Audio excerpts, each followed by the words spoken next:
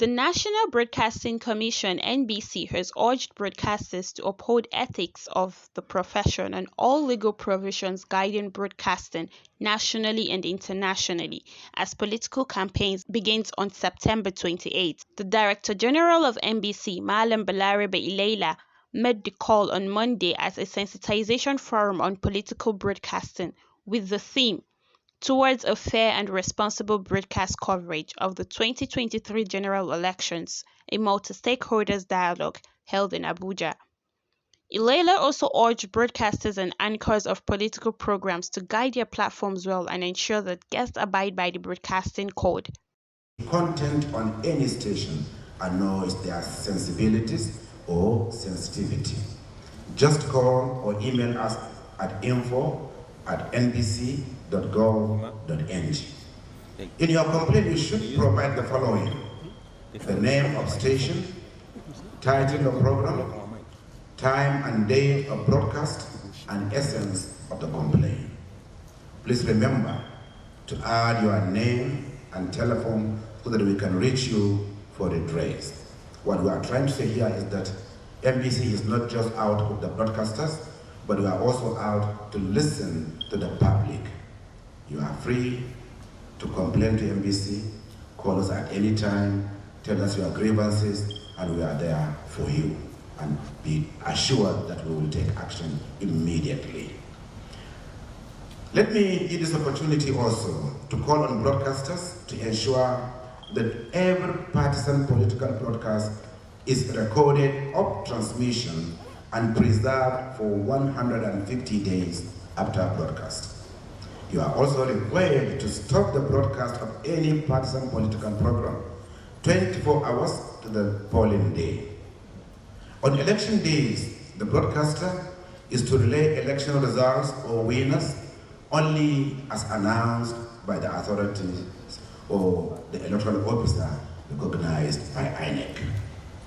As broadcasters, you are expected to platform for the exchange of ideas, comments, and constructive criticisms for the development of democratic culture.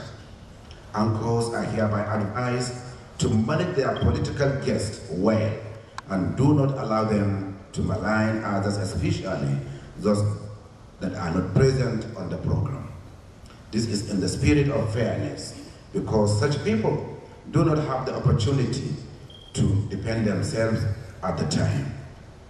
The chairman, Independent National Electoral Commission (INEC), Professor Mahmoud Yakub, in his remark, said the media plays a critical role in ensuring effective public enlightenment on the provisions of the Electoral Act 2022 in particular, and other aspects of the electoral process in general. Specifically, Section 95 of the Electoral Act defines the responsibilities of political parties and candidates, the media, and public institutions.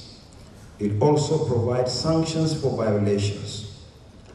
For instance, in the course of our numerous interactions with political parties over the years, many of them have complained about the denial of access to public facilities for their meetings and rallies, exorbitant charges for signages and billboards, and equal access to the state media.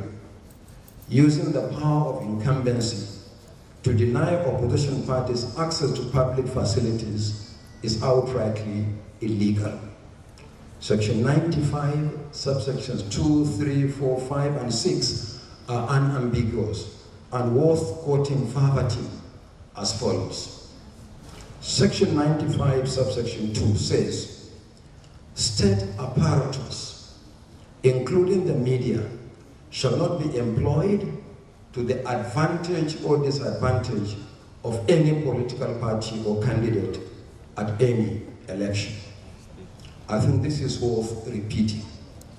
State apparatus, including the media, shall not be employed to the advantage or disadvantage of any political party or candidate at any election. Section 95, subsection 3 says, and I quote, "Media time shall be allocated equally among the political parties and candidates at similar hours of the day.